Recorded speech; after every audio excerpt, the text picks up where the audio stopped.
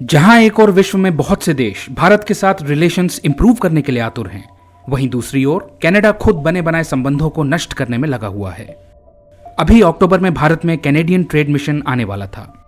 यह mission agriculture, food, digital technology, infrastructure और life sciences जैसे महत्वपूर्ण मुद्दों पर फोकस करता। इसे कनाडा ने पोस्टपोन कर दिया।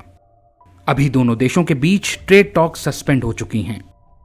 कनाडा ने ट्रैवल एडवाइजरी भी जारी करी है, जिसमें भारत की union territory of Jammu and Kashmir में अपने नागरिकों को ट्रैवल न करने की सलाह दी गई है।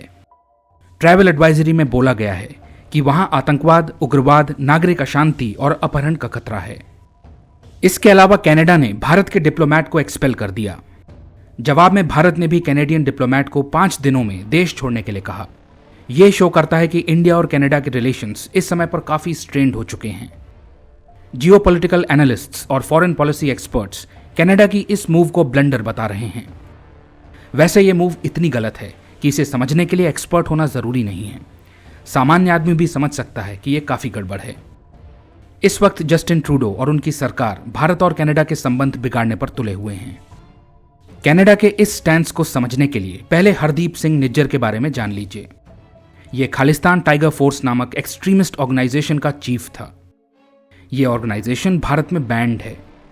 निज्जर कनाडा में खालिस्तानी रेफरेंडम हेड कर रहा था। जून में कुछ अज्ञात लोगों ने इसे कनाडा के एक गुरुद्वारे के पार्किंग लॉट में गोली मार दी थी। ऐसा माना जाता है कि इसकी हत्या के पीछे इसी के कुछ पुराने जानकार थे जो बाद में इसके अगेंस्ट हो गए थे। खैर, प्राइम मिनिस्टर ट्रूडो ने अपनी पार्लियामेंट में कहा कि कनाडा में हुई निज्जर की हत्या में भारत का इन्वॉल्वमेंट हो सकता है। कनाडा की फॉरेन मिनिस्टर ने भी बाद में यही बात दोहराई। वैसे इनके पास इस बात का कोई सबूत वगैरह नहीं है। भारत की एक्सटर्नल अफेयर्स मिनिस्ट्री ने भी इन बेसलेस क्लेम्स को रिजेक्ट कर दिया है। कैनेडियन सॉइल पर हुई किसी भी तरह की वायलेंस में भारत का हाथ ये लोग साबित नहीं कर पाए हैं, तो फिर ये लोग पब्लिकली इतना गंभीर आरोप क्यों लगा रहे हैं? जवाब है अपनी कुर्सी बचाने के लिए। अगर आपसे पूछूं कि भारत के पंजाब राज्य के बाहर सबसे अधिक सिख आबादी कहां रहती है, तो इसका जवाब है कनाडा में रहती है।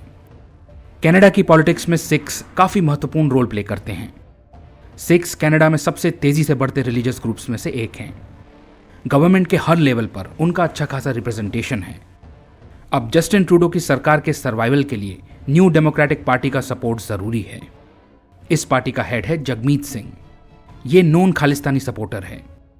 ट्रूडो खालिस्तान के अगेंस्ट टफ स्टैंस लेकर इसे नाराज नहीं कर सकते, तो अपने पॉलिटिकल सर्वाइवल के चलते ट्रूडो खालिस्तानियों के प्रति सॉफ्ट रहने के लिए मजबूर है। ठीक है, ट्रूडो खालिस्तानियों के प्रति सॉफ्ट हैं, लेकिन प्रश्न उठता है कि क्या खालिस्तानी सपोर्टर्स के साथ पॉलिटिकल अलायंस के चलते अपने देश के भारत के साथ टाइज को खराब करना उचित है? आपको याद होगा कि कुछ टाइम पहले किस तरह कनाडा में खालिस्तानियों ने एक डिसटेस्टफुल परेड निकाली थी, जिसमें former Indian PM Shrimati Indira Gandhi की हत्या को सेलिब्रेट किया गया था। भारत ने इस निंदनीय हरकत की कड़ी आलोचना की थी। हालांकि कैनेडियन गवर्नमेंट के द्वारा प्रो खालिस्तान ग्रुप्स को संरक्षण देना जारी रहा। भारत की कंसर्न्स को Canadian government vote bank politics के चलते रिपीटेडली इग्नोर करती आई है। इससे खालिस्तानियों का कॉन्फिडेंस बढ़ता है और वे खुलेआम कनाडा में anti India activities carry out करते हैं। कनाडा में मंदिरों में अटैक, भारत की कॉन्सुलेट के बाहर प्रदर्शन में anti India slogans, Khalistan referendum इसके कुछ एग्जाम्पल्स हैं। कनाडा में प्राइम मिनिस्टर जस्टिन ट्रूडो वही गलती दोहरा रहे हैं जो उनके पिताजी ने की थी। साल 1982 में जस्टिन ट्रूडो के पिता पीरी ट्रूडो कनाडा के पीएम थे। उस वक्त इंडिया ने एंटी इंडिया एक्टिविटीज में लिप्त बब्बर खालसा के लीडर तलविंदर परमार को हैंडओवर करने के लिए कहा, लेकिन पीरी ट्रूडो ने राजनीतिक कारणों के चलते ऐसा करने से मना कर दिया। एंटी इंडिया एक्टिविटीज जारी रहीं और कनाडा ने कोई एक्शन नहीं लिया। फिर 1985 में खालिस्तानियों ने एयर इंडिया के प्लेन कनिष्का के अंदर बॉम्ब रख दिया। इस बॉम्ब के फटने से 329 लोगों की मृत्यु हो गई थी। इसमें भारतीयों से ज्यादा कैनेडियंस मरे थे। फिर भी लगता नहीं ट्रूडो गवर्नमेंट ने इससे सबक लिया। आज भी कनाडा का खालिस्तानियों के प्रति सॉफ्ट स्टैंस बरकरार है। भारत पर बिना सबूत के पब्लिकली गंभीर आरोप लगा रहे हैं, डिप्लोमेटिक रिलेशंस को डिस्ट्रॉय कर रहे हैं और खालिस्तानियों को संरक्षण दे रहे हैं। फ्रीडम ऑफ एक्सप्रेशन के नाम पर एंटी इंडिया एक्सट्रीमिज्म को फलने फूलने दिया जा रहा है। इतिहास हम पढ़ते ही इसलिए हैं कि पुरानी गलतियों से सबक लें ताकि हम उन्हें दोहराएं नहीं। भारत के साथ मधुर संबंध कनाडा के हित में हैं। भारत कनाडा की इंडो पैसिफिक स्ट्रेटेजी के लिए बहुत महत्वपूर्ण है, लेकिन ट्रूडो के एक्शन से कनाडा और भारत के संबंध खराब हो रहे हैं।